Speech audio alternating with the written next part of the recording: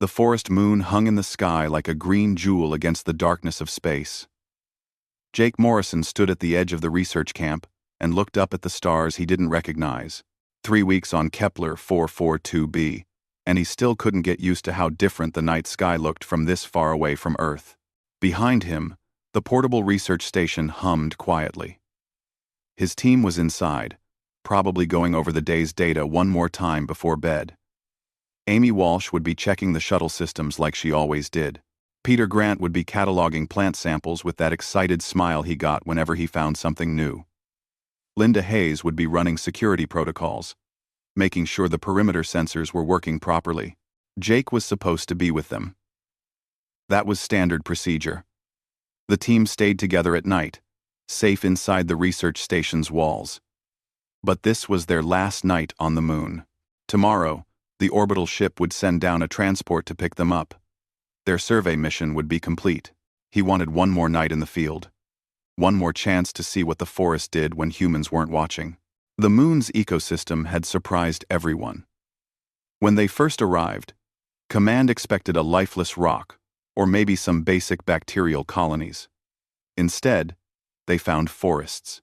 Real forests with trees that reached 100 meters into the sky, their bark smooth and purple in the daylight. They found creatures that looked almost like earth birds, flying between branches on rainbow-colored wings.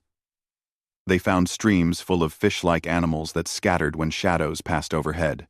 But the wildlife was shy, timid. In 3 weeks, nothing larger than a rabbit-sized creature had come within 50 meters of any human. The hidden cameras they set up caught footage of larger animals, things with 4 legs and graceful movements, but always at a distance, always watching from far away. Jake wanted to know why. He wanted to understand what these creatures thought of the strange beings who had landed on their world in ships that fell from the sky. "You sure about this?" Amy's voice came from behind him. She walked up carrying a small pack, her short blonde hair pulled back in its usual ponytail. "Command's not going to be happy if something happens to you out there." "Nothing's going to happen," Jake said. He took the pack from her. Inside would be emergency supplies. A beacon. Probably extra ration bars that he wouldn't eat. "Everything on this moon runs away from us. I'll be safer out there than I am crossing the street back home." "It's your funeral," Amy said. But she was smiling. "Though Peter made me promise to tell you to record everything. He thinks you might see the nocturnal species he's been theorizing about. The big ones from the camera footage? Yeah. He thinks they only come out at night because they're avoiding us during the day." Amy handed him a small data pad. He loaded this, with all the camera recordings from Sector 7. "That's where you're heading, right?" Jake nodded. Sector 7 was a clearing about 2 kilometers from base camp. Perfect distance, close enough that he could hike back quickly if needed, far enough that the animals might not associate the area with human presence. "I'll be fine," he said again. "Set up my tent, watch some recordings, maybe see something interesting. I'll be back before breakfast." Amy didn't look convinced, but she didn't argue. That was one of the things Jake liked about his team. They trusted each other. They'd been working together for 6 months now, through 2 other survey missions before this one. They knew how each other thought. "Linda's not happy," Amy added. "She wanted to come with you. I told her you'd probably just stare at trees all night and bore her to death." "Probably accurate," Jake admitted. He shouldered the pack. His own gear was already loaded in a small hover cart, the kind survey teams use to haul equipment through rough terrain. A tent, sleeping bag, portable sensors, his sidearm. Basic stuff. He said goodbye to the others and started the hike to Sector 7. The moon had 2 small suns, both of them setting now in shades of orange and purple. The forest smelled like cinnamon and rain, even though it hadn't rained in days. That was another mystery Peter wanted to solve. Some kind of pheromone release from the trees, maybe. The path Jake followed wasn't really a path. Just a route through the trees that the team had walked enough times to make easier. The purple bark felt warm when he brushed against it. The trees themselves were massive, their trunks wide enough that 3 people holding hands couldn't circle them. Above him, The flying creatures settled into their nests for the night. They made soft, cooing sounds, like doves back on Earth. Jake wondered if they dreamed, if they had families, if they understood what stars were. Sector 7 came into view as the last sun dipped below the horizon. The clearing was exactly as they'd left it 3 days ago. Flat ground covered in moss-like growth that glowed faintly blue in the darkness. The hidden cameras were still in place, mounted on trees at the clearing's edge, their small red lights blinking steadily. Jake set up his tent in the center of the clearing. It was a simple structure. Lightweight fabric stretched over flexible poles. The kind of thing that could be packed up in 30 seconds if he needed to run. Not that he would need to run. Everything here was afraid of humans. Inside the tent, he spread out his sleeping bag and activated a small light sphere. It cast a warm glow. Enough to see by, but not enough to ruin his night vision completely. He pulled out the datapad Amy had given him and started reviewing Peter's camera footage. Hours passed. Jake watched dozens of recordings. The nocturnal animals Peter had theorized about did exist. They were beautiful, tall, graceful creatures that moved through the forest on 4 legs. Their bodies were covered in scales that seemed to catch and reflect moonlight. Some of them had patterns that glowed softly, like bioluminescent deep-sea fish from Earth, but they never came close to the cameras. They moved through the distant background of shots, barely visible even with enhancement. Shy. Always shy. Jake found himself yawning. The adrenaline of hiking out here was wearing off, replaced by the comfortable tiredness of a long day. Outside, the moon's night sounds created a gentle symphony, chirping insects that weren't really insects. The whisper of wind through purple leaves. That cooing from the bird-like creatures. He set the datapad aside and stretched out in his sleeping bag. Through the tent's translucent fabric, he could see the stars. So many stars. More than anyone on Earth could see even on the clearest night. Because there was no light pollution here. Just darkness and distance, and the cold fire of distant suns. His eyes grew heavy. He thought about tomorrow. The transport coming down, loading all their equipment. The long journey back to the orbital station, then the longer journey back to Earth. Months in space, sleeping in cryo, while the ship covered impossible distances. He thought about this clearing. This peaceful place that would return to silence once the humans left. Would the shy creatures come here once the scent of people faded? Would they wonder what the strange visitors had been looking for? Jake's hand rested on his sidearm, more from habit than fear. Security training. Always know where your weapon is. Always be ready. But he wasn't afraid. This moon had shown them nothing but beauty and peace. Whatever intelligence lived here, if any lived here at all, it wanted nothing to do with humanity. That was fine. Krustentau, Krustentau, Krustentau. The universe was big enough for everyone to have their own space. His breathing slowed. Sleep crept over him like a warm blanket. The last thing he remembered was the gentle rhythm of his own heartbeat and the soft glow of the moss outside his tent. Then there was darkness. Deep, dreamless sleep. He had no idea how long he slept. Time lost meaning in the darkness. But something pulled him back to consciousness. Not a sound. Not exactly. More like a feeling. A change in the air pressure. A warmth that hadn't been there before. Jake's eyes opened slowly. The tent was still dark, but not completely black. Dawn must be close. That faint pre-morning light was starting to filter through the fabric. He tried to sit up and couldn't move. There was something on his chest, something heavy, something warm. His heart, which had been beating slowly with sleep, suddenly hammered in his chest. His hand moved instinctively toward his sidearm, the movement automatic from years of training. His fingers touched something smooth, plated, like armor, but organic. Warm armor that rose and fell with breathing that wasn't his own. And then he felt the rumbling. Deep, rhythmic. A sound so low it was almost below hearing, but he felt it in his bones. It vibrated through his entire body, starting from whatever massive thing was pressed against his chest. Jake froze.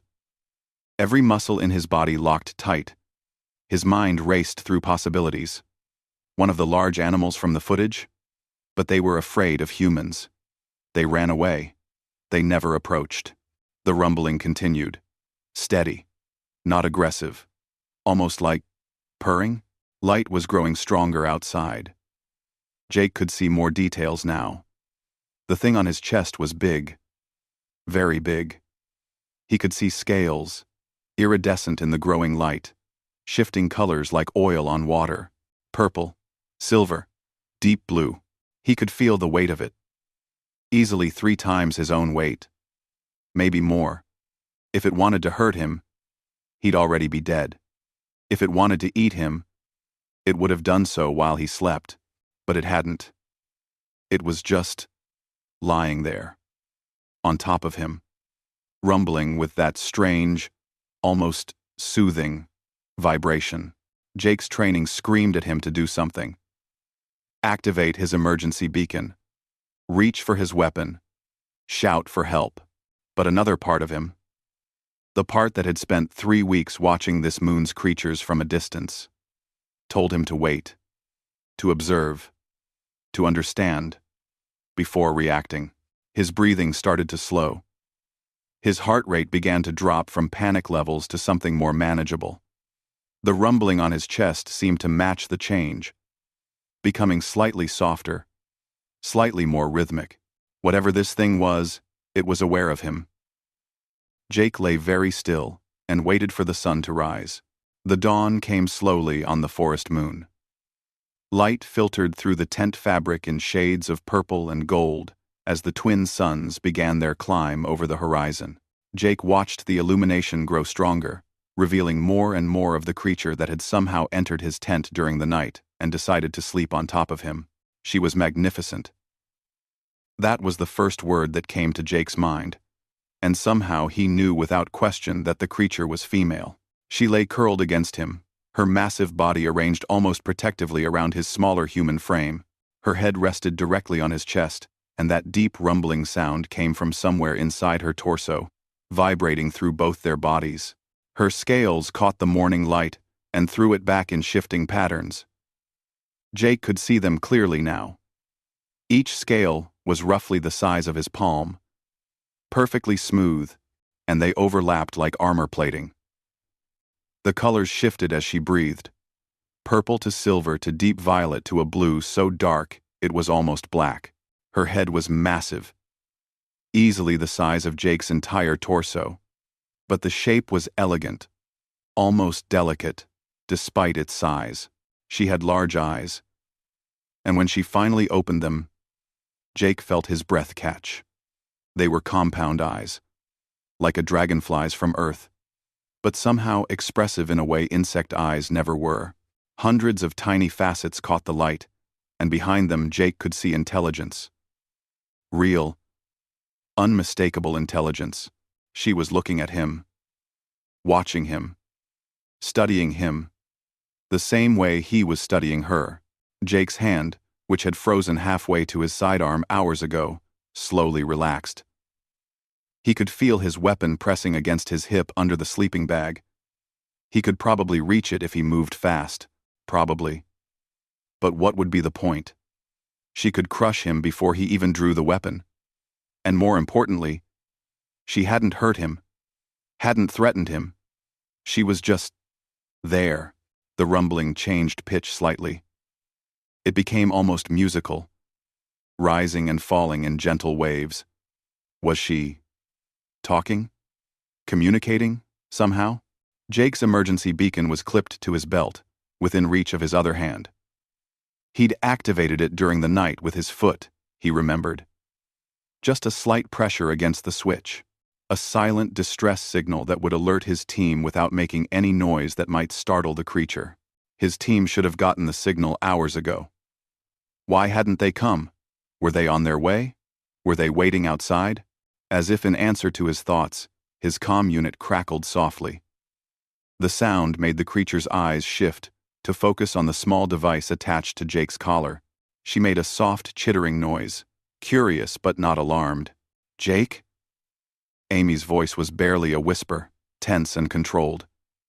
"Jake, can you hear me? Don't move suddenly.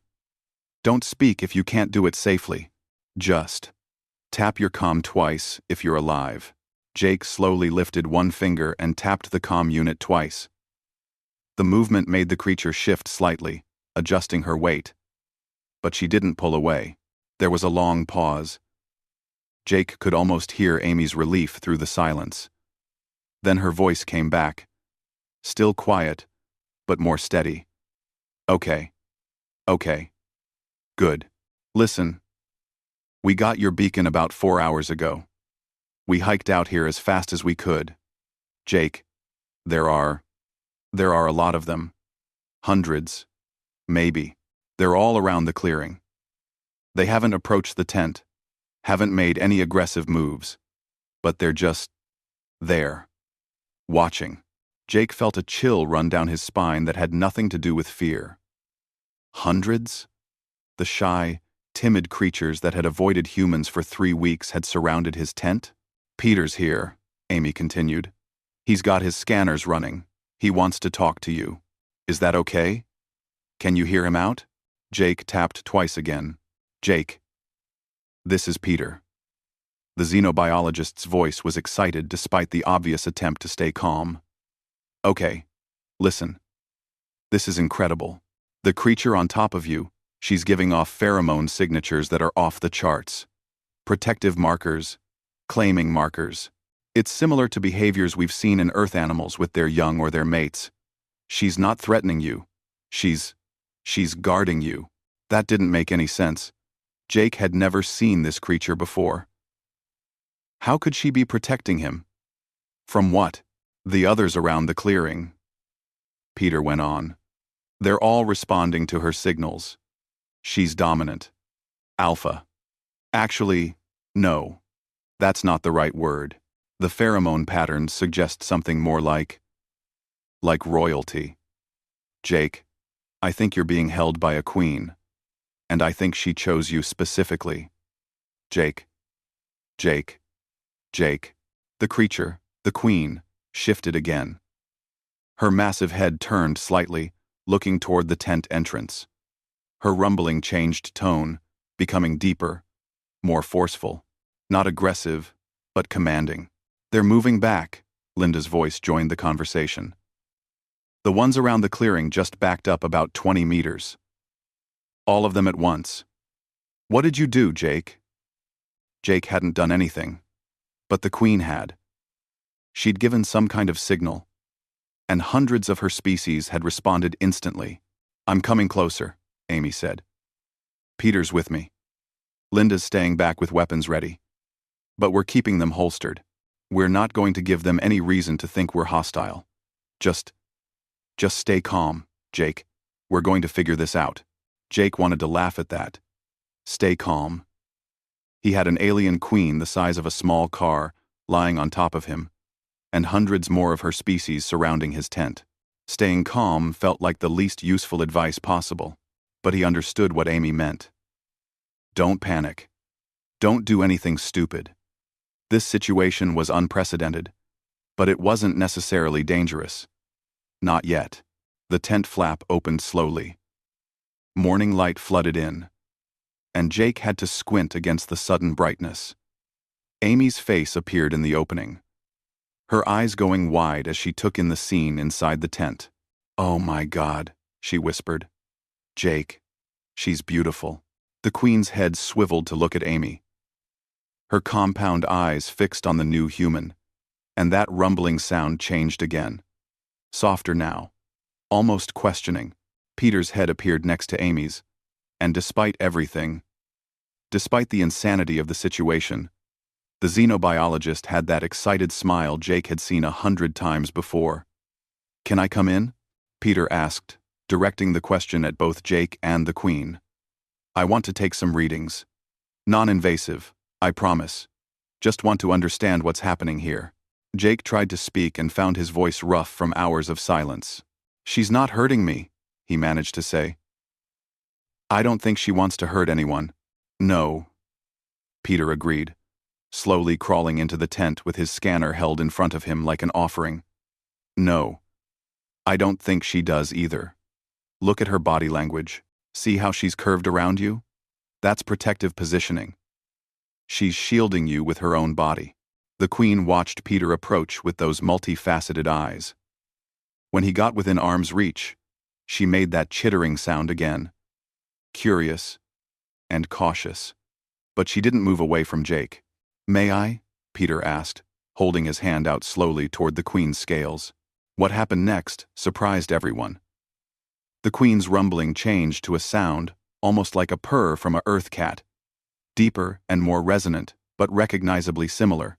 Then she shifted slightly, moving one of her front limbs to present it to Peter. It was deliberate. Intentional. An offering. "She understands," Peter breathed. "She knows I'm asking permission. She's giving consent for contact." Peter's hand touched the Queen's scales, and his eyes went even wider. "She's warm. Warmer than I expected. And there's a slight electrical charge running through the scales. Nothing dangerous, just information transfer, maybe? Or sensory input?" The Queen's attention shifted back to Jake. Her massive head lowered until her compound eyes were level with his face, just inches away. He could see his own reflection repeated hundreds of times in those faceted surfaces, and behind them, intelligence that felt almost human in its depth. She made a soft sound, different from the rumbling or the chittering. It was almost musical, a series of tones that rose and fell in patterns. She was trying to communicate. Really trying. Jake didn't know what made him do it. Maybe it was instinct. Maybe it was desperation. But he focused his mind on a single concept: peace, friendship. He tried to project the feeling outward, the same way he might try to calm a frightened animal. The Queen's rumbling changed immediately. It became warmer, if sound could be warm. Her scales rippled through shades of gold that Jake hadn't seen before. And somehow, impossibly, he felt something coming back. Not words, not exactly thoughts, but emotions, curiosity, hope, a bone-deep loneliness that made Jake's heart ache. "Jake," Peter said quietly, "your heart rate just spiked, then dropped to almost meditative levels, and her pheromone output changed at the exact same moment. I think you're communicating, biometrically. She's reading your physical responses and responding to them." "It's more than that," Jake said, surprising himself with the certainty in his voice. I can feel what she's feeling. Not clearly, but it's there. She's been alone. They've all been alone. And they're afraid." "Afraid of us?" Amy asked. "No. Afraid of something else. Something that might come." Jake didn't know how he knew this. It was just there, in the back of his mind, like a memory that wasn't his own. The Queen made that musical sound again. And this time, Jake understood it wasn't random. It was a pattern, a code, language. He tried to respond, but he had no idea how. He couldn't make the same sounds. His throat wasn't built for those tones. So instead, he focused on feelings again. Understanding. A desire to know more. Questions without words. The Queen's eyes seemed to brighten. Her whole body shifted, and suddenly she was moving, lifting herself off Jake with surprising grace, despite her enormous size. She backed away toward the tent entrance, then paused and looked back at him.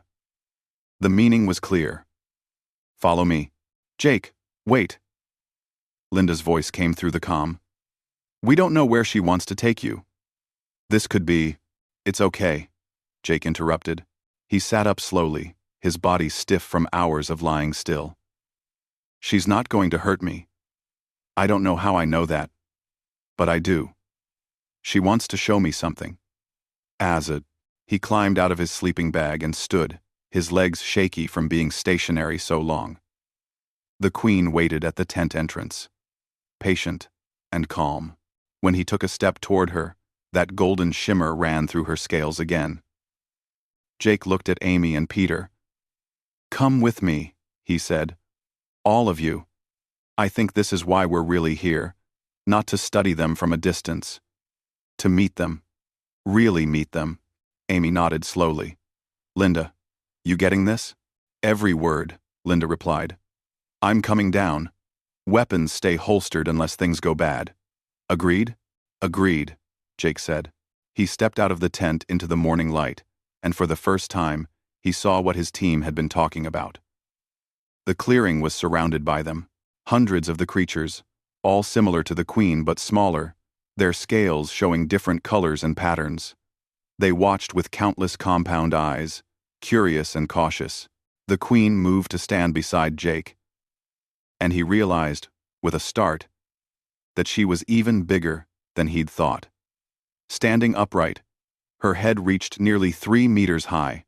She was easily the largest of all the creatures present. She made that musical sound again, and every single creature in the clearing responded. Their scales rippled with light and color, a wave of communication spreading through the group. Then, as one, they all bowed their heads toward Jake. It wasn't submission. It was greeting, recognition, welcome. Jake understood then what Peter had figured out. He'd been chosen. But not randomly. The queen had watched him. During those weeks of observation, she'd seen something in him that made her willing to take the biggest risk of her life. She'd made herself vulnerable. She'd trusted a strange creature from the stars. And now, because Jake had not betrayed that trust, everything was about to change. The queen led Jake through the forest, and her people followed at a respectful distance. Amy, Peter, and Linda stayed close to Jake, their eyes wide as they took in the impossible parade moving through the purple-barked trees. The creatures moved with grace despite their size, barely disturbing the moss-like ground cover that glowed faintly even in daylight. Jake walked beside the queen, and he was starting to understand the rhythm of her movements. The way her scales shifted color when she was thinking about changing direction. The subtle vibrations that ran through her body when she was content or curious. It was like learning a new language, except this language had no words, only feelings and colors and sounds that resonated in his chest. "This is incredible," Peter whispered, his scanner working overtime to record everything. "Jake, her brain activity is off the charts, and I'm picking up similar patterns from you. Your neural activity is syncing with hers. I've never seen anything like this." "What does that mean?" Jake asked, not taking his eyes off the queen. "It means you're not imagining it. Whatever connection you think you have with her, it's real. It's biological. Somehow, your nervous systems are finding common ground." The queen's head turned slightly toward Peter, and Jake felt a flash of amusement that wasn't his own. She understood what Peter was saying. Maybe not the specific words, but the meaning behind them. She knew they were talking about her. They'd been walking for almost an hour when the trees began to thin. Jake could see light ahead, brighter than the filtered sunlight that made it through the forest canopy. They stepped out into a clearing that made Jake stop in his tracks. It was a city.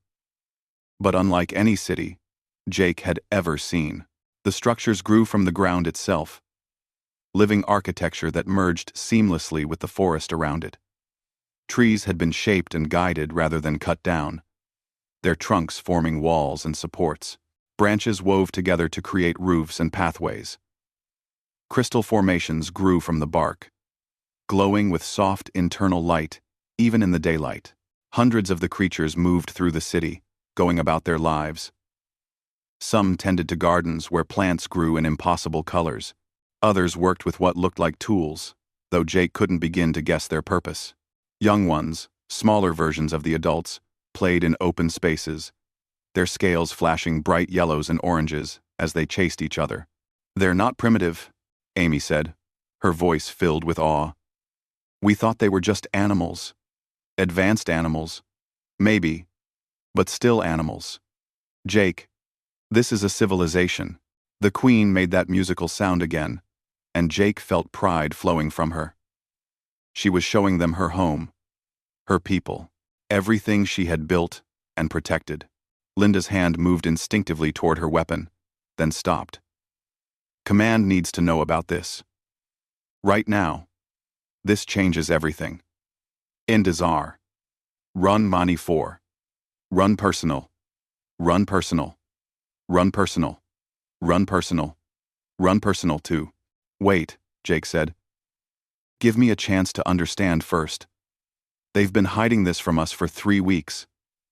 There's a reason they didn't want us to know. Cass, the queen moved forward, leading them deeper into the city. Everywhere they went, the creatures stopped what they were doing to watch. Their scales rippled with colors Jake was starting to recognize. Curiosity, mostly, but also wariness, fear. They were afraid of the humans. Even here, surrounded by hundreds of their own kind, they were still afraid.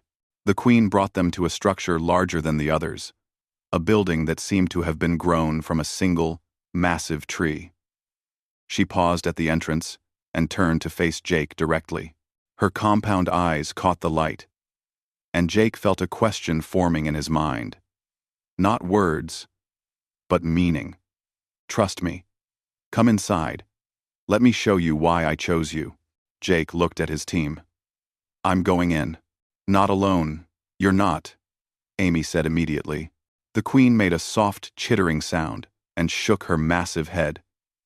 Jake felt the message clearly. Only him.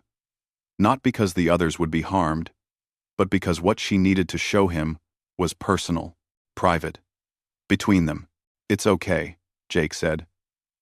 She won't hurt me. I know that sounds crazy, but I know it the same way. I know the sun will rise tomorrow. Wait here. I'll be back. Peter looked like he wanted to argue, but something in Jake's expression stopped him. Okay. But you're keeping your comm open. Any sign of trouble? We're coming in. Jake nodded and followed the queen inside. The interior of the structure was beautiful. Soft light came from the crystal formations embedded in the walls, casting everything in gentle blue and green hues. The floor was smooth, polished wood that felt warm under Jake's boots. The queen led him to a chamber at the center of the structure. The walls here were different. They were covered in markings, not writing, exactly, but patterns of color and texture pressed into the living wood. A history, Jake realized. A record.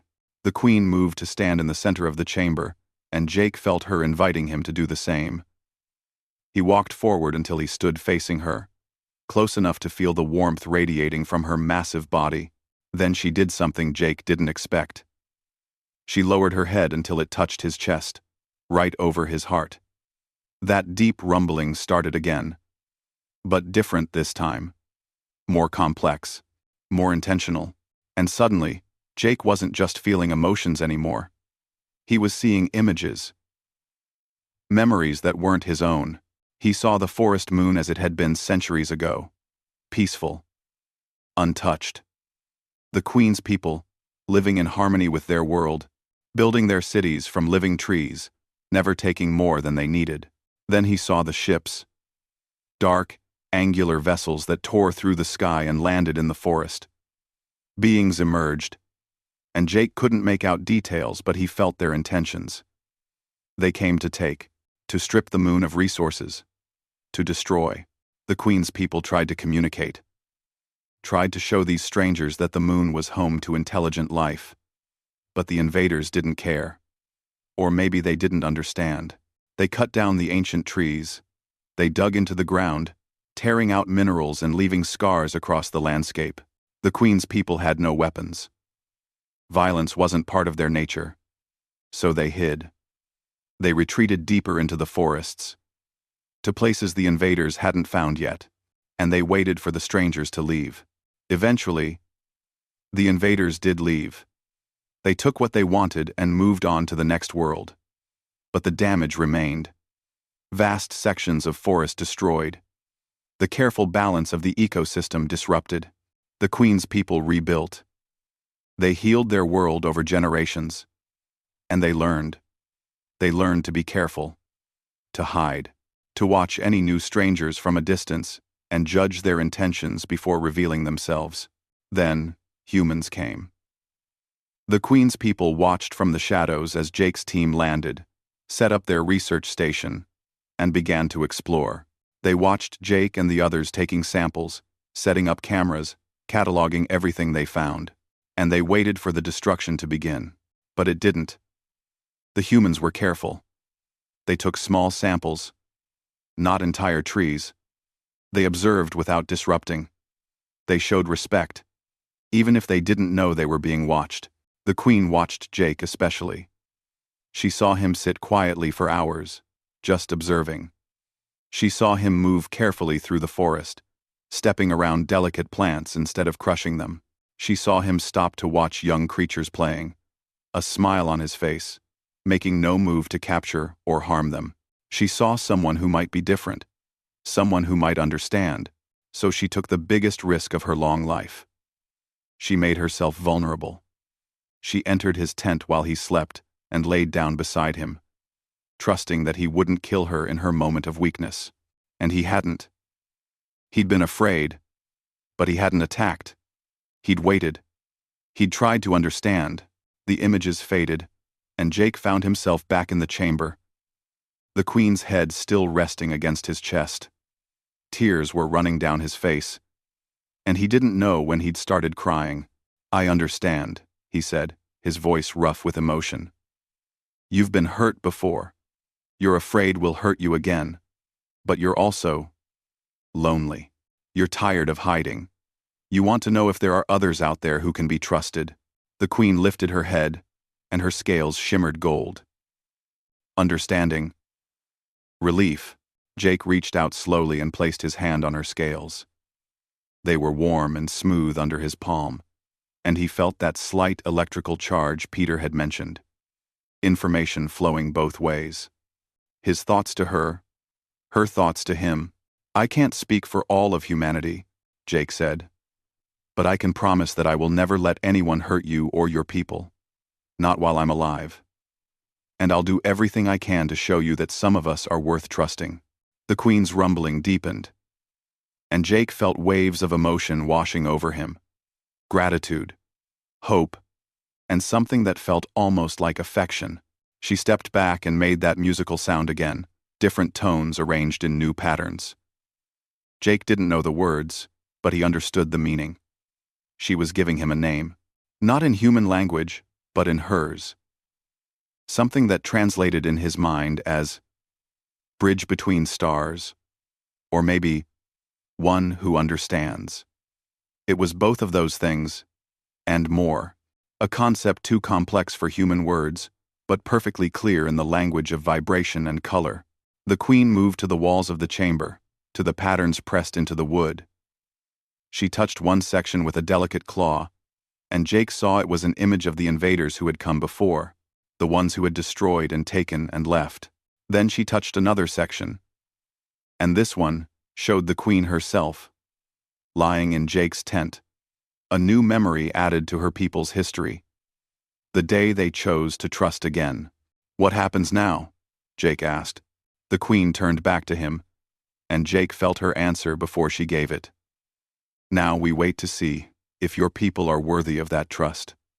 Now we watch to see if you keep your promise.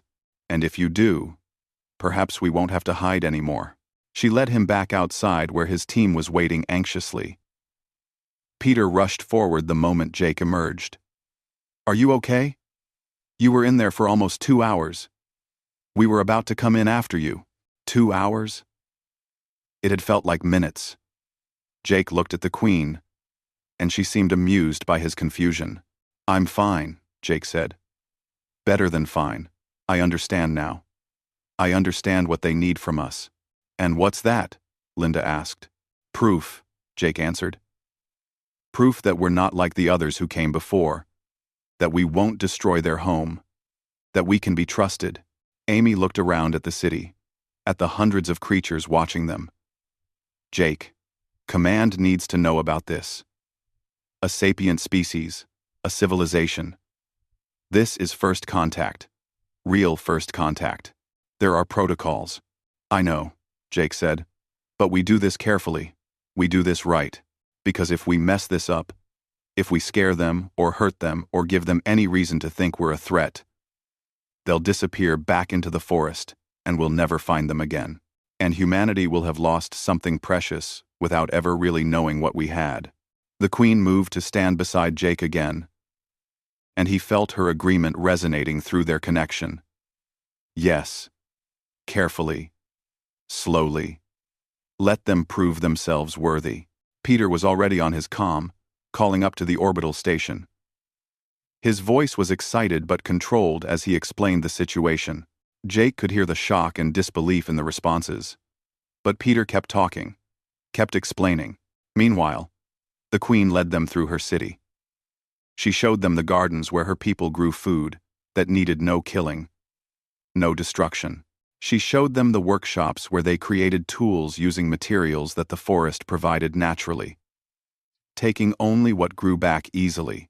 She showed them the nurseries where young ones learned the history of their people through color and sound and shared memory. And everywhere they went, Jake felt the watching eyes, the careful judgment. A whole civilization holding its breath, waiting to see if these new strangers would pass the test. Jake understood the weight of it. He was the bridge, the first point of contact between two species. Everything he did, everything he said, would shape how the Queen's people saw humanity for generations to come. It was terrifying. And it was the most important thing he'd ever done. As the sun began to set, painting the sky in shades of orange and deep purple, the Queen led them to a platform high in the city's central tree. From here, they could see the entire settlement spread out below them. Thousands of her people going about their evening routines, lighting the crystal lamps that would glow through the night. The Queen stood beside Jake and made that musical sound one more time. Jake felt her question clearly. You see what we are. You see what we've built. Will you help us protect it? Jake looked out over the city, at this beautiful, peaceful civilization that had survived invasion and learned to hide from the stars. He thought about humanity, about all the times his species had destroyed what it didn't understand, about all the times they'd gotten it wrong. But he also thought about all the times they'd gotten it right, about the people who fought to protect instead of conquer, about the scientists who studied to understand, not to exploit, about the dreamers who looked at the stars and hoped to find friends, not just resources. Yes, he said simply. I will. We will. I promise you that. The Queen's scales shimmered gold in the fading light, and her rumbling filled the air with something that sounded like hope. The orbital station called down 3 hours after Peter's initial report. Jake sat in the Queen's central chamber with his team, while Admiral Patricia Stone's face appeared on the portable screen Amy had set up. Behind the Admiral, Jake could see other faces, officers and scientists all crowding to hear the conversation. Lieutenant Morrison, the Admiral said, her voice carefully neutral. I've read the reports. I've seen the footage Peter sent up. I need you to tell me, in your own words, what the situation is down there. Jake glanced at the Queen, who sat beside him with her head tilted slightly, watching the screen with those compound eyes. She couldn't understand English. Not the words themselves. But Jake felt her attention through their connection. She was learning to recognize tone, emotion, intent. Admiral, we've made first contact with a sapient species, Jake said. They call themselves the Valkyrie. They're peaceful, highly intelligent. And they've been watching us since we arrived. They have a civilization, culture, history, and they're afraid of us. Afraid? The Admiral leaned forward. Lieutenant, from Peter's footage, there are thousands of them in that city alone. Your team is 4 people. What do they have to be afraid of? They've been invaded before, Jake explained. He felt the Queen's sorrow as he spoke, a deep ache that resonated through their bond. Another species came here, maybe 200 years ago in their history. They didn't care that the Valkyrie were intelligent. They just saw resources. They destroyed huge sections of the forest, strip-mined parts of the moon, and left. The Valkyrie had no weapons, no way to fight back. They could only hide and wait for the invaders to leave. The Admiral's expression shifted, understanding dawning. And when we showed up, they thought history was repeating itself. Yes, ma'am. But they watched us. They studied how we behaved. And they saw that we were different. Careful. Respectful. Even if we didn't know, we were being watched. So their queen decided to take a risk. One of the scientists behind the Admiral spoke up. Lieutenant, how are you communicating with them? Peter's reports mention some kind of biological connection. But that seems impossible. Jake felt the queen shift beside him, her scales rippling through shades of blue. It is possible, Jake said.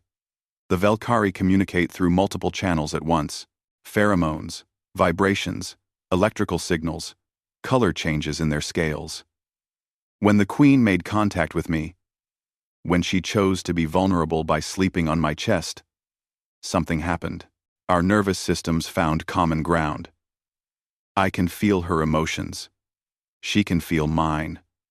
Images, concepts, feelings. They all flow both ways. That's unprecedented, the scientist said, excitement clear in his voice. The implications for xenobiology alone, with respect, Doctor, Jake interrupted. The implications go way beyond biology. The Velkari are offering us something incredible. A chance to prove that humanity can meet another intelligent species and not destroy them. That we can be trusted. But only if we do this right. Admiral Stone studied him through the screen. What are you asking for, Lieutenant? Time, Jake said. Don't send down a full contact team yet. Let me keep building this relationship. Let the Queen and her people get comfortable with us at their own pace. Rush this, and they'll retreat so deep into this moon, we'll never find them again. The Queen made a soft sound, and Jake felt her approval. He was speaking her truth. We need to report this to Earth Command, the Admiral said. First contact protocols require immediate escalation. Ships will be dispatched. Diplomats. Scientists. This is the biggest discovery in human history, Lieutenant. You know I can't just sit on it. I know, Jake said. But when those ships come, when those people arrive, they need to understand what they're walking into. The Velkari will judge all of humanity based on how we act now. We get one chance to get this right. The Admiral was quiet for a long moment. Then she nodded. You have 48 hours, Lieutenant. Build your relationship. Learn everything you can. But in 48 hours, I'm bringing you back up to the station, and Command will take over. Make it count. The screen went dark. Jake sat back, exhausted. 48 hours. The Queen's head lowered to his shoulder, and he felt her gratitude mixed with anxiety. She understood the time pressure, even without knowing the specific words. She felt his stress, his determination to make this work. We should sleep, Amy said, though she looked wide awake, her eyes bright with everything they'd seen. The Queen made that musical sound again, and several younger Velkari entered the chamber carrying what looked like woven mats made from some kind of plant fiber. They spread them on the floor, creating soft sleeping surfaces. They're offering us hospitality, Peter said, wonder in his voice. They're inviting us to stay in their city. As guests. Linda looked uncomfortable with the idea, her hand never far from her weapon. They're already surrounding us, Jake pointed out. Have been for hours. If they wanted to hurt us, we'd already be hurt. Accepting their hospitality, showing trust, it's important. It's how we prove we're different. The Queen's scales shimmered gold, and Jake felt her agreement. Trust must flow both ways. You must be vulnerable with us as I was vulnerable with you. They slept in the chamber that night, the four humans surrounded by the gentle presence of the Velkari. Jake woke several times to find the Queen curled near him, her rumbling a constant comfort in the darkness. Each time, he felt her watchfulness, her protection. She was guarding them while they slept, the same way she'd guarded him in the tent. Morning came with soft light filtering through the crystal formations in the walls. The Queen was already awake, watching Jake with those compound eyes that seemed to see everything. She wanted to show him more. He felt the intention clearly through their bond. There were things he needed to understand. Things about her people's capabilities, their history, their fears. The Queen let him alone this time, down through the city to a section they hadn't seen before. Here, the buildings were different, more utilitarian. Workshops and laboratories where Valkyrie worked with materials Jake couldn't identify. She brought him to a large open space where several Valkyrie were working on what looked like a ship, but it was unlike any human vessel. It was grown, not built. Living crystal and shaped wood merged with technology Jake couldn't begin to understand. The ship pulsed with soft light, and he could hear a sound like a heartbeat coming from within it. The Queen placed her hand on the ship's hull, and Jake felt the connection immediately. The ship responded to her touch, its light brightening. She was showing him that her people weren't primitive. They had technology, just different from humanity's. Technology that worked with nature, instead of against it. Another Valkyrie approached, smaller than the Queen but still massive compared to Jake. The Queen made a series of musical sounds, and Jake felt this was an introduction. This was one of her people's builders, their engineers. The builder touched a panel on the ship's hull, and suddenly Jake was seeing images again. Not through his bond with the Queen, but projected somehow into his mind, from the ship itself. He saw vessels like this one traveling between stars, moving through space using gravitational waves rather than combustion or fusion.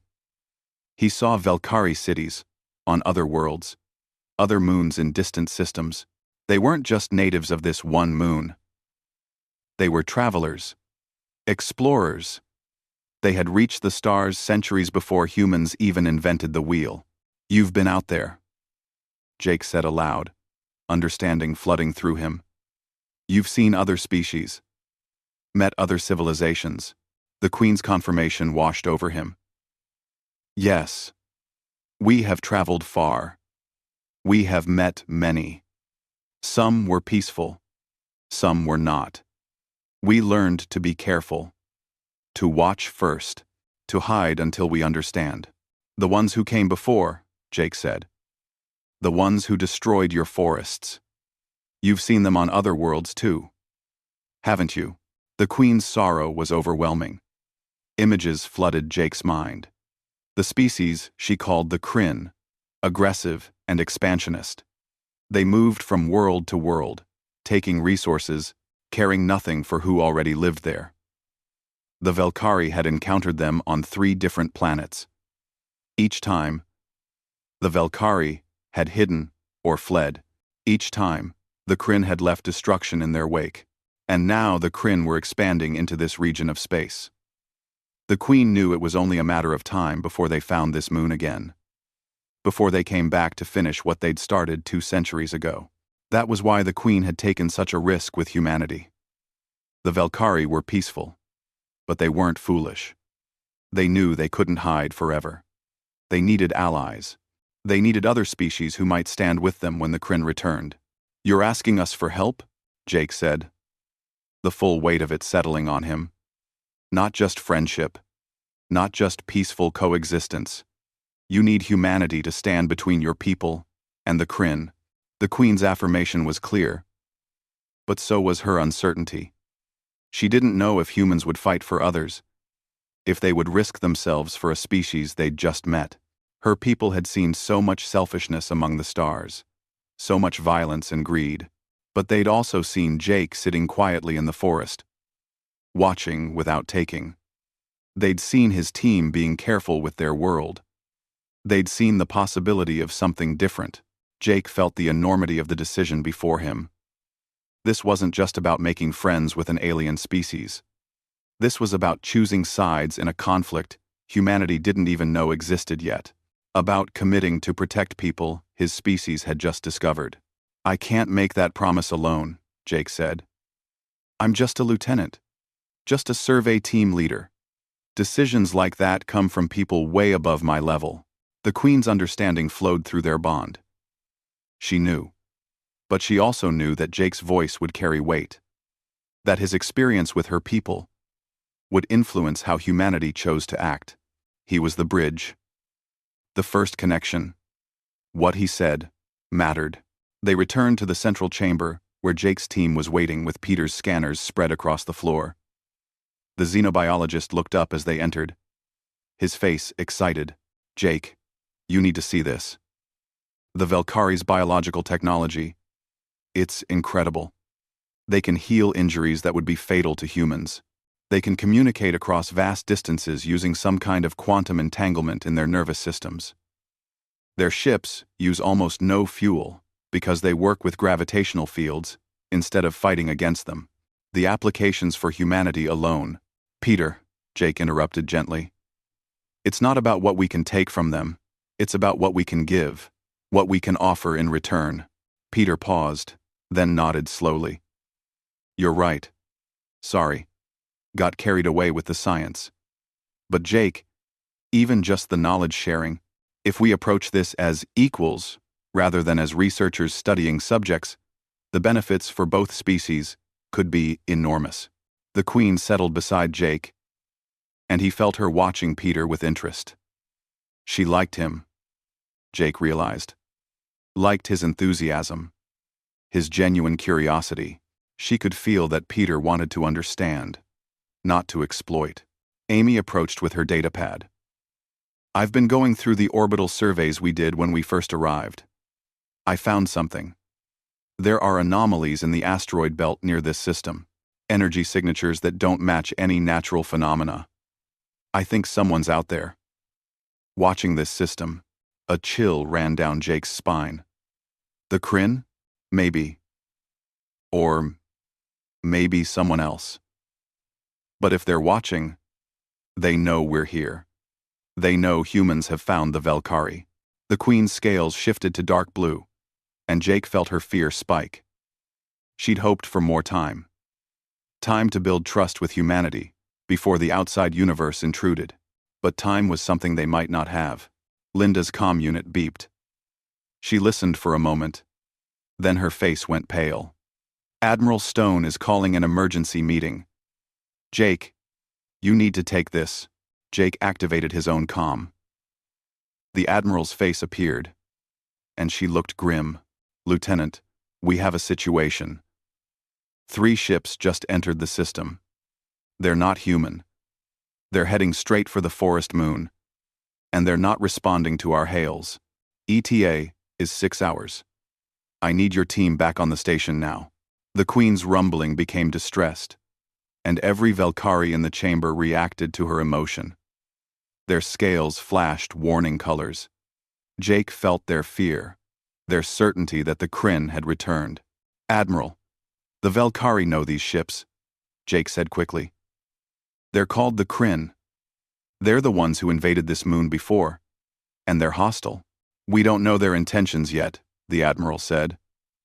"We'll try to establish communication. But yes, Lieutenant, you and your team need to leave. That's an order." 8, 8, 8. Jake looked at the Queen. Her eyes met his, and he felt her question clearly. "Will you run? Will you leave us to face them alone? Or will you stay? Will you prove that humans are different?" He'd promised. Promised to help protect her people. Promised to show that humanity could be trusted. "Admiral," Jake said slowly, respectfully, "I'm staying. The Velkari need to see that we don't abandon our friends when things get dangerous. That we keep our promises." "Lieutenant Morrison, that's not your decision to make." "Yes, ma'am, it is. You said I have 48 hours to build this relationship. I'm using that time.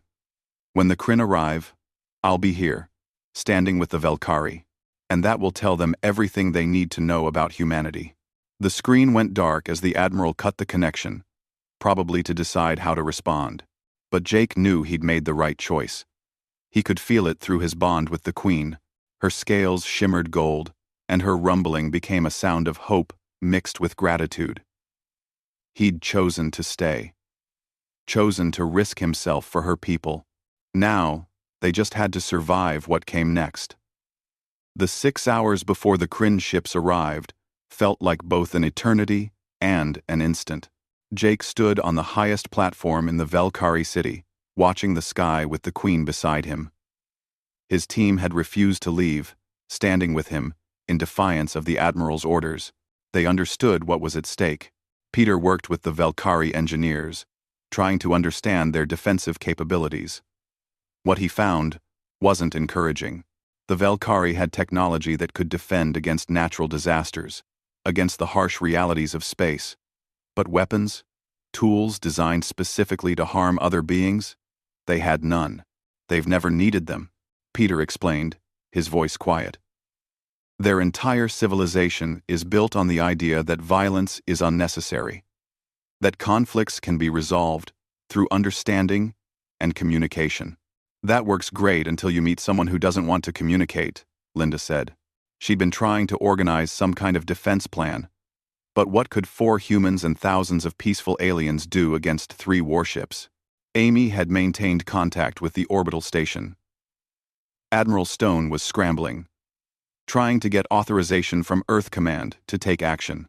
But Earth was weeks away, even with faster-than-light communication. Any decisions would have to be made here. Now, by the people on the ground. The Queen's rumbling changed tone, and Jake felt her sadness. She'd hoped humans would be different, would be strong enough to stand against the Kryn. But she also understood the reality. The human orbital station was a science vessel, lightly armed. The Kryn ships were warships, built for conquest. "We're not running," Jake said, speaking both to the Queen and to his own doubts. "That's not what this is about. We don't have to win a fight. We just have to show the Kryn that the Velkari aren't alone anymore. That there are consequences to attacking them. And if they decide to attack us anyway?" Linda asked. "Then we face it together. And we show the Velkari that some promises are worth dying for." The Queen's scales shimmered through colors Jake had never seen before. Deep respect. Fierce determination. And something that felt like love, though not romantic love. Something deeper. The bond between warriors who stand together against impossible odds. The Kryn ships appeared in the sky as the suns began to set. 3 dark shapes that seemed to absorb light rather than reflect it. They descended through the atmosphere without any attempt at subtlety, their engines leaving trails of disturbed air behind them. Jake's comm crackled. Admiral Stone's voice came through, tight with tension. "Lieutenant Morrison, the Kryn are broadcasting on all frequencies. They're claiming the forest moon under what they call salvage rights. They say they abandoned their previous mining operation and are now reclaiming it." "That's garbage," Jake said. "The Velkari have been living here for thousands of years. The Kryn have no claim to this moon. I've told them that. They don't care. They're saying that non-space-faring species have no rights to planetary ownership. Since the Velkari don't have obvious space infrastructure, the Kryn don't recognize their claim." Jake looked at the Queen. "They have ships. They've traveled to other stars. Tell the Kryn that." "I did." The Kryn's response was that if the Velkari have such technology, they should use it to defend their claim. "Lieutenant, I think this is a test. They're challenging the Velkari to fight back, knowing they won't." The Queen's rumbling became agitated. Jake felt her frustration. Her people could flee, could leave this moon, and find another home, somewhere among the stars. But this was their home, their ancestral world. Running would mean abandoning everything they'd built over millennia. The Kryn ships landed in the clearing where Jake had first camped, destroying his tent and the research equipment without a thought. Ramps extended from the ships, and beings emerged. Jake got his first look at the Kryn through the long-range scanner Amy had set up. They were bipedal, roughly humanoid in shape but covered in what looked like natural armor plating. Their faces were angular, dominated by multiple eyes that glowed with an inner light. They moved with the confidence of conquerors, of beings who'd never been seriously challenged. A voice boomed across the forest, amplified by the Kryn's technology. It spoke in a language Jake didn't recognize. but his comm unit automatically translated. Attention, small creatures. This world is now property of the Kryn Dominion. You have one planetary rotation to evacuate. After that, any beings remaining will be considered hostile and removed by force. This is your only warning. The Queen's entire body trembled with emotion. Fear, yes, but also anger. They'd come back. The invaders who'd scarred her world had returned to finish what they'd started. Jake activated his comm and switched to the open frequency the Kryn were broadcasting on. This is Lieutenant Jake Morrison of the human survey vessel, Destiny. The forest moon of Kepler 442b is home to the Velkari, a sapient species with full rights under the interstellar law that Earth recognizes. Your claim is invalid. There was a pause. Then laughter, harsh and mocking, came through the speakers. Humans, we wondered when you would show yourselves. Your species is new to the stars, barely crawled out of your own gravity well. You have no authority here. No power to enforce your naive ideals of law and rights. Maybe not, Jake admitted. But we have something you don't. We have allies. We stand with the Velkari. You attack them. You attack us. More laughter. 4 small humans and a science vessel? This is your grand alliance? We are disappointed. We had hoped for worthy opposition. Mindeed, Armin, we. Admiral Stone's voice cut into the channel. This is Admiral Patricia Stone of the human vessel Destiny. I'm authorizing defensive protocols. If the Kryn make any hostile move toward the Velkari or toward Lieutenant Morrison's team, we will respond with force. The Kryn's response was immediate. Then you will die with your friends, human admiral. We have faced and defeated species far more advanced than yours. Your threats are empty. Jake felt the Queen's despair. She'd been right to fear that humanity couldn't help.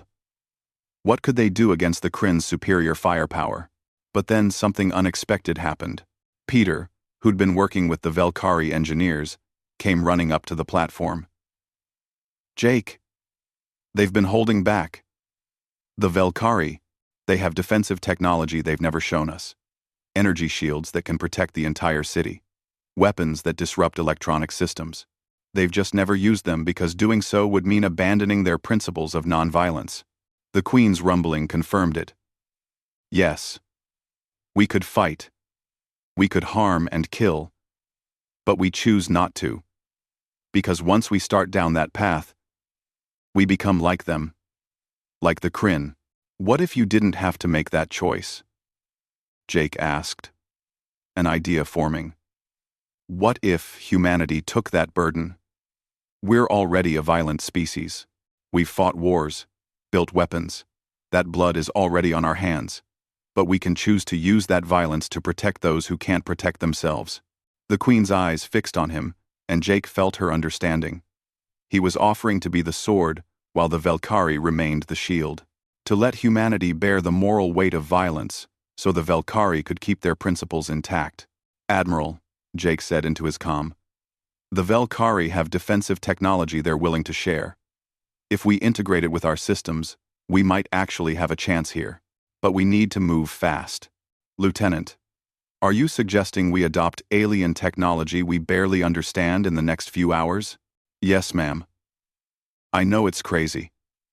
But Peter's here with their engineers. They're willing to help. And it's the only play we have. With 50 NZ, and they were Crom, there was a long pause. Jake could imagine the Admiral weighing the risks, the impossibility of the situation, against the alternative of watching a peaceful species get destroyed. Do it, she finally said. Get our people what they need. I'm bringing the Destiny into low orbit over the city. If the Kryn want to fight, we'll give them one. The next few hours were chaos. Velkari engineers worked alongside human technicians, bridging technologies that should have been incompatible.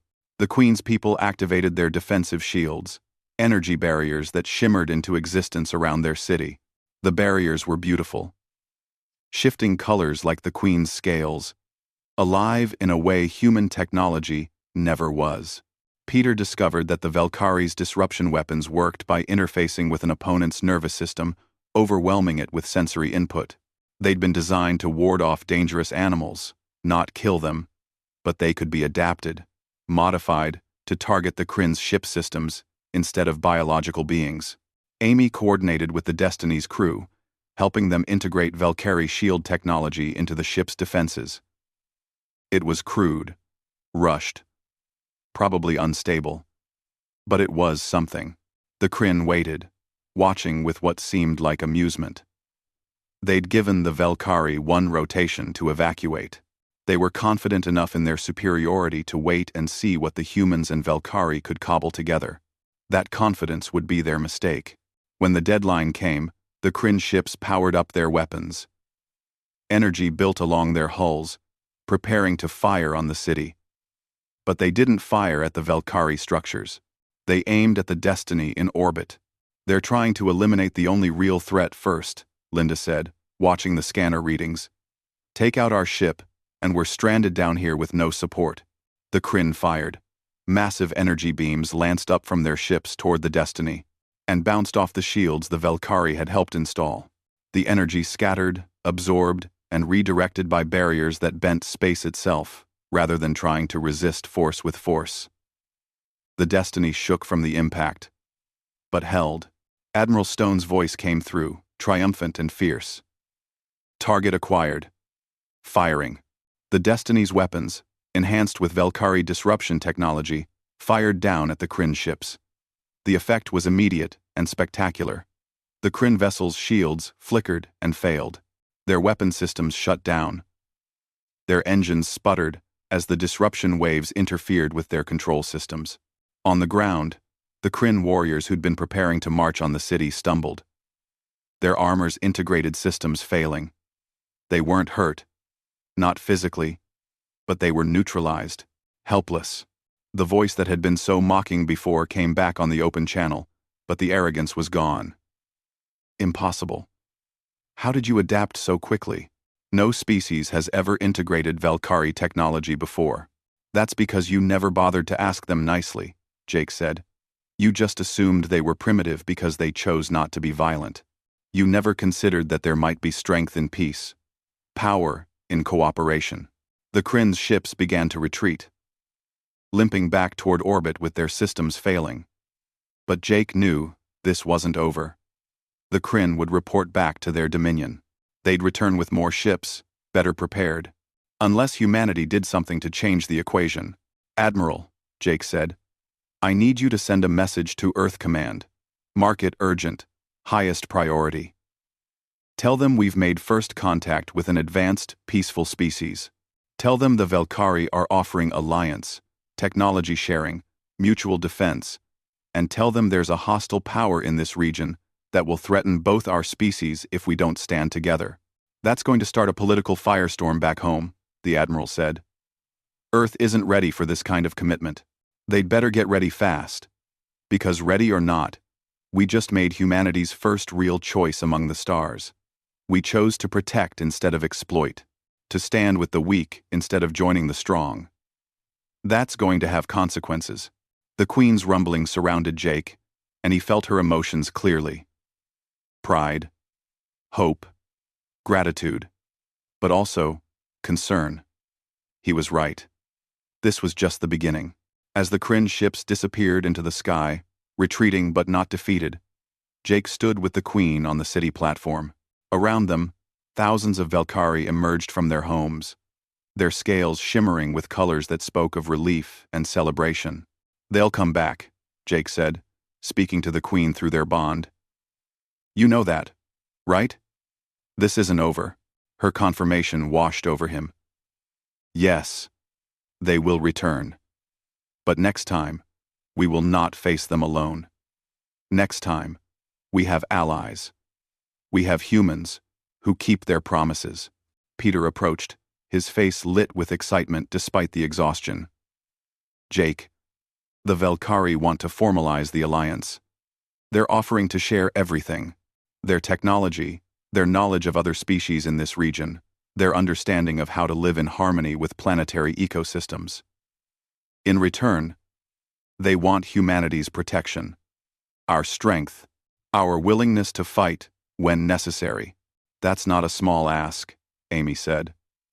We're committing to defend them against threats we don't even understand yet. Against species we've never met. True, Jake agreed.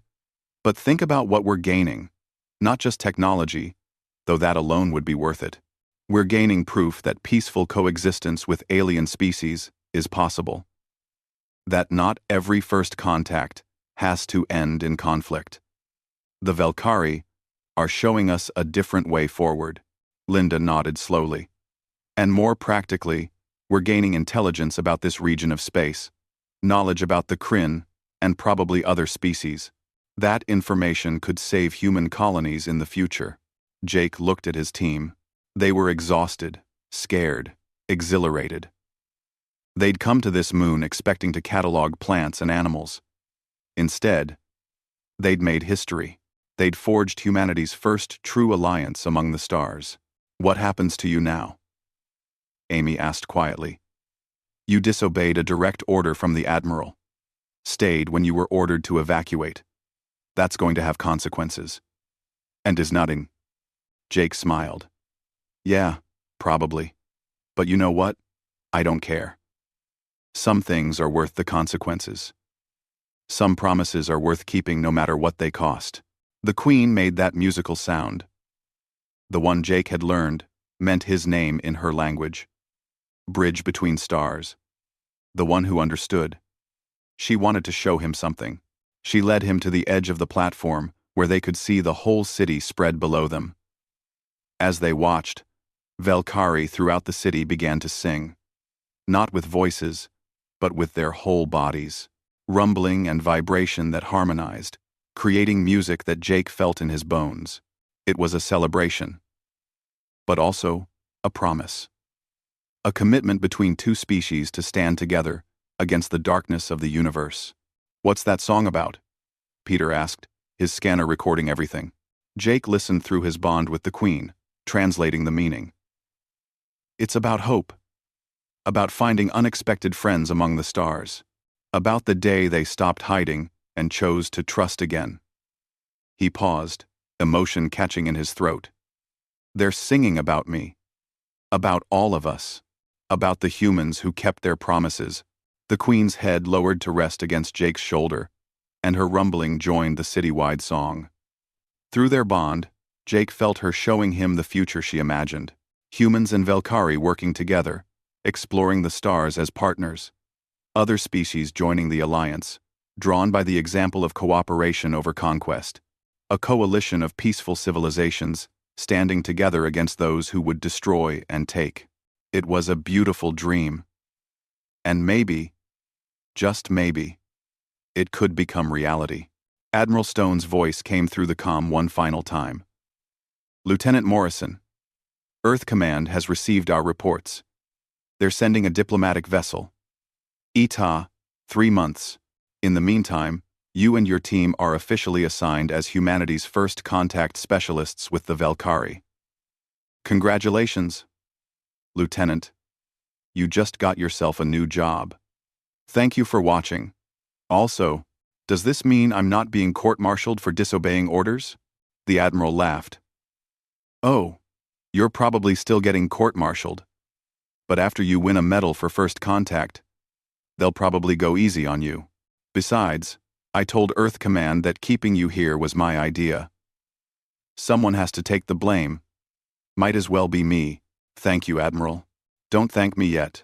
You just committed humanity to defending an entire civilization we barely know against an enemy we've never faced before. If this goes wrong, history's going to remember you as the person who started an interstellar war. And if it goes right, then you'll be remembered as the person who proved humanity could be more than conquerors and destroyers. That we could be protectors and friends. No pressure. The comm went silent. Jake stood with the Queen, listening to the Velkari's song, and thought about the weight of what he'd done. He'd made a choice in a tent on a forest moon. A choice to trust, instead of fear.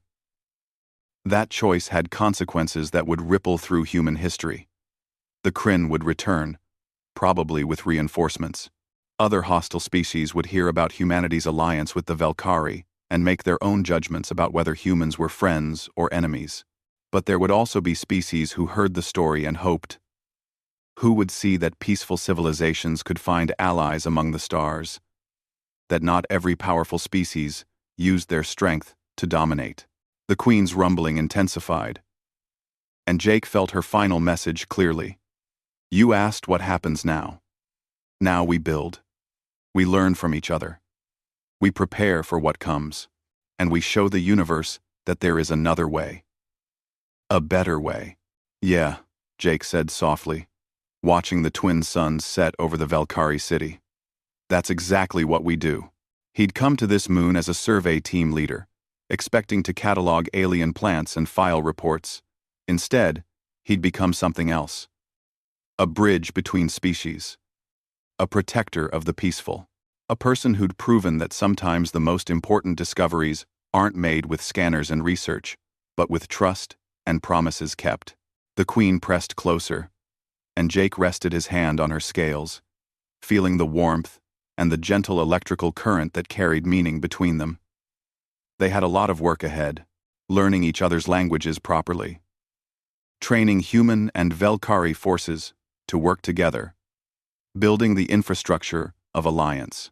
But for now, for this moment, it was enough to stand together and listen to the song, to feel the hope that pulsed through the city, to know that they'd made the right choice, even if it was the difficult one. The stars were coming out overhead, more visible now that the suns had set. Jake looked up at them and wondered what other species were out there. How many were peaceful like the Velkhari? How many were hostile like the Kryn?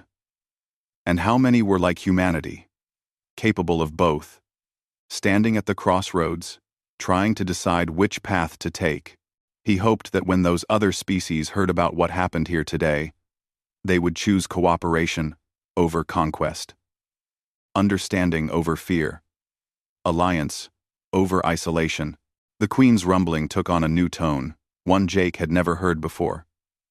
It was a question, gentle but profound. Through their bond, he felt her asking what he hoped for the future. Jake thought about it for a long moment. Then he spoke, knowing she would understand, even if the others couldn't hear.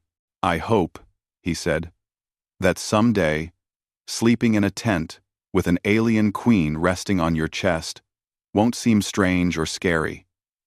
That it will just be normal. Two friends from different worlds, trusting each other enough to be vulnerable. That's the universe I want to build. The Queen's scales shimmered gold, bright enough to light up the darkening sky. Her rumbling became that musical sound that meant agreement, approval, shared dreams. And in that moment, standing together as the stars emerged overhead, Jake knew that they would build that universe. One promise at a time, one act of trust at a time, one bridge between species at a time. The Kryn would return. Challenges would come, but humans and Velkhari would face them together, bound not by treaties or laws, but by something stronger, by the memory of a human who slept in a tent and woke to find trust where he expected fear, by the choice of a queen to be vulnerable with a stranger, by the decision of both species to believe that the universe could be better than it was. It had all started with a simple camping trip and an alien queen rumbling on his chest. And somehow, impossibly, it had changed everything.